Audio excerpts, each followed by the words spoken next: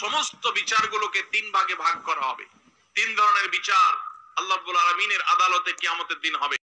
এর মধ্যে কিছু আছে বান্দার হক সংশ্লিষ্ট, কারোর আইল ঠেলেছেন, কারোর লাউটা চুরি করে নিয়ে আসছেন, কারোর জমিটা চান্সে সুযোগ পেয়ে মেরে নিছেন, নিজের নামে করে নিছেন, তারা কেউ দেশে থাকে না, থাকে বিদেশে, এই চান্সে দখল করে নিছেন। আছে না নাই? আছে নাকি তালতলা নাই এরকম মানুষ? আছে।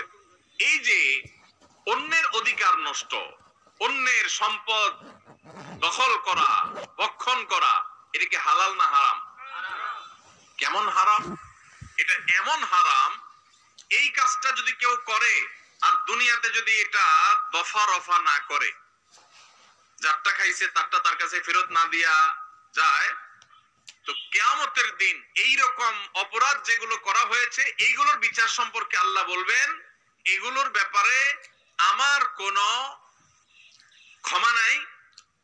এগুলো যারটা সে মেরেছে দুনিয়াতে, এখন আখিরাতে তার সাথে বোঝাপড়া করতে হবে। আর কিয়ামতের দিন বাপ ছেলেকে, ছেলে বাপকে ছাড়বে না, স্বামী স্ত্রী, স্ত্রী স্বামী, কেউ কাউকে ছাড়বে না। আল্লাহ বলেছেন ইয়াউমা ইয়াফিরুল মারউ মিন আখিহি ওয়া উম্মিহি ওয়া আবিহি ওয়া সাহিবাতিহি ওয়া বানিহি। কিয়ামতের দিন সবাই লিকুল্লি মিনহুম ইয়াউমা ইদিন শানুই ইউগনি, প্রত্যেকটা মানুষ সেদিন যার যার জান বাঁচানোর জন্য পাগল পড়া থাকবে। কেউ কাউকে, বাপ সন্তানকে, সন্তান বাপকে পরিচয় দিতে চাইবে না। ভয়াবহতা কোন পর্যায়ে গেলে এটা হবে সেটা চিন্তা করা যায়।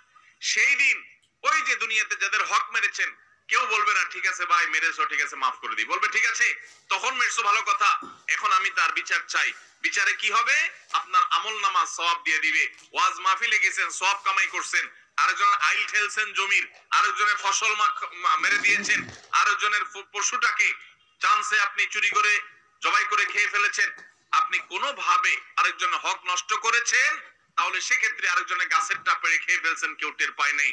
এই সবগুলোর জন্য আপনার ওয়াজ মাহফিল, আপনার নফল নামাজ, আপনার কোরআন তেলাওয়াত, এমনকি আপনার হজ উমরা, আপনার দান সাদাকা, এই সওয়াবটুকু ওই পাওনাদার যারটা দুনিয়াতে মারছেন আল্লাহ তাকে দিবেন, দিয়া এবার খালি হাতে এই লোকটাকে জাহান্নামে নিক্ষেপ করা হবে।